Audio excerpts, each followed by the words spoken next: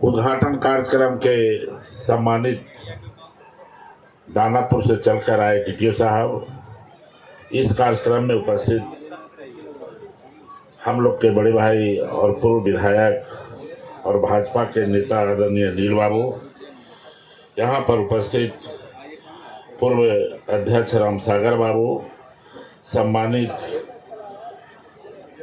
पूर्व प्रवक्ता भाई धीरेन्द्र जी, रीना जी, इस कार्यक्रम में उपस्थित मुखिया अजीत बाबू, अशोक बाबू, यहाँ पर उपस्थित सभी देवियों एवं सज्जनों, जदयू भाजपा के तमाम कार्यकर्ता साथियों, आज सबसे पहले मैं देश के प्रधानमंत्री जी को बधाई और धन्यवाद देता हूँ। तो उन्होंने लगातार कल से ही कई उद्घाटन और शिलान्यास का कार्यक्रम में अपना समय दे रहे हैं। इसके लिए मैं उनको बधाई और धन्यवाद देता हूँ। आज नालंदा जिला में जो हमारा संसदीय क्षेत्र है, इसमें लगभग 4 अंडरपास का उद्घाटन किया जा रहा है और एक का लागत 1 करोड़ लगभग 65 लाख रुपया पड़ता है। लागत काफ़ी है, लेकिन कुछ लोगों का डिमांड है और पहले से यह डिमांड है कि अंडर जो पास बना है उसमें पानी जम जाता है। इस इलाके में काफ़ी अंडर पास बने हैं, जो इस्लामपुर से नटेसर जाती है उसमें भी है, उसमें अभी पूर्ण रूप से नहीं बना है। कई जगहों पर पानी पीटर लगा के उपछा जाता है। तो इन सब जो समस्याएं हैं, इन तमाम समस्याओं को हम पार्लियामेंट में उठा चुके हैं और माननीय मंत्री जी के द्वारा आश्वासन भी दिया गया है। आपने हाल ही में सुना होगा कि मैं इसी इलाके के कार्यक्रम के लिए मैंने हाउस में जब रेज किया तो देश के हमारे जो पार्लियामेंट के जो संरक्षक होते हैं, अध्यक्ष होते हैं, उन्होंने इस बात को रखा कि माननीय सांसद ने जो बात रख रहा है वो अंडरपास का, ये पूरे देश का मामला है। माननीय मंत्री जी आप कुछ आश्वस्त करिए हाउस को, कैसे क्या होगा। सब लोग इसका शिकायत कर रहा है पानी का। तो उन्होंने कहा कि जो जैसे है आवागमन ऊपर से भी रहेगा और नीचे से भी रहेगा। इसलिए माननीय मंत्री जी को मैं बधाई और धन्यवाद भी देता हूँ। उन्होंने यहाँ की आवाज़ को वहाँ समझा और उन्होंने आश्वस्त किया हम लोग को कि दोनों चीज़ रहेगा, अंडरपास भी रहेगा और ऊपर से भी आवागमन बरकरार रहेगा। इसके लिए मैं माननीय मंत्री जी को बधाई और धन्यवाद देता हूँ। साथियों, कई कार्यक्रम है और इस कार्यक्रम में अनिल बाबू ने भी काफ़ी विस्तार से यहाँ पर रखा है। जो डिमांड है आप लोगों का, वो डिमांड जायज़ है।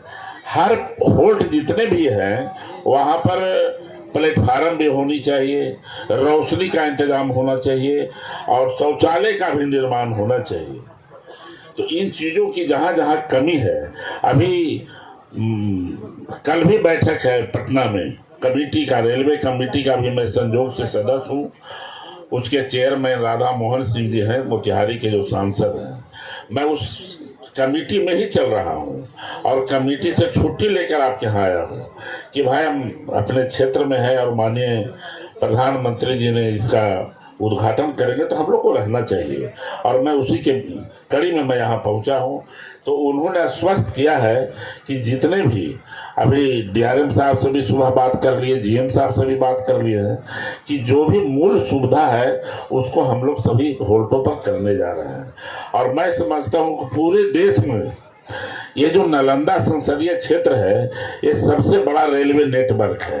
कोई ऐसा संसदीय क्षेत्र नहीं है जो कि नालंदा इतना, ना कोई स्टेशन है और ना कहीं होल्ट है पूरे देश भर में।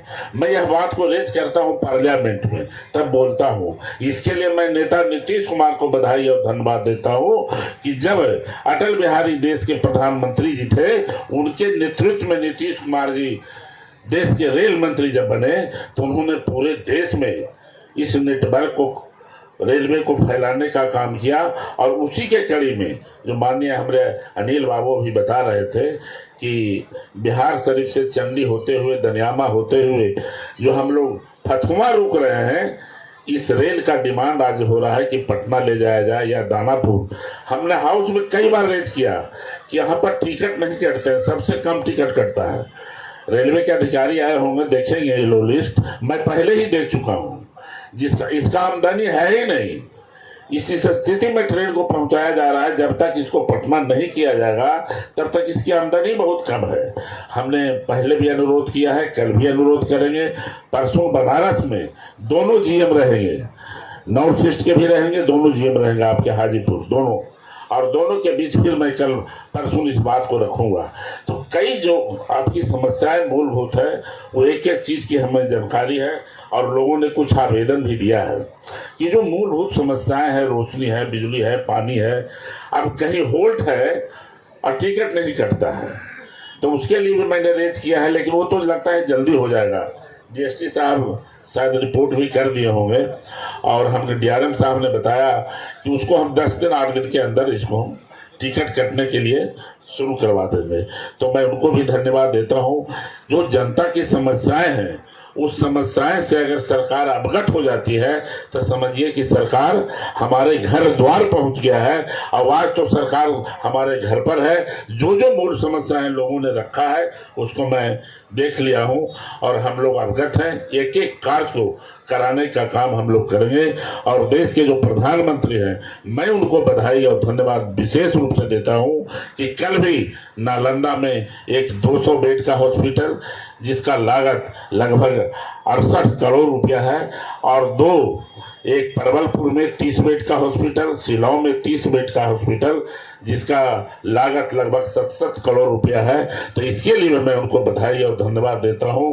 आज देश के जो प्रधानमंत्री हैं, लगातार उनका सोच है कि जो समाज में अंतिम पायदान पर रहने वाले लोग हैं, जो गरीब लोग हैं, उनके लिए उन्होंने लगभग 80 लाख गरीबों के लिए मुफ्त में अनाज देते हैं। क्यों देते हैं?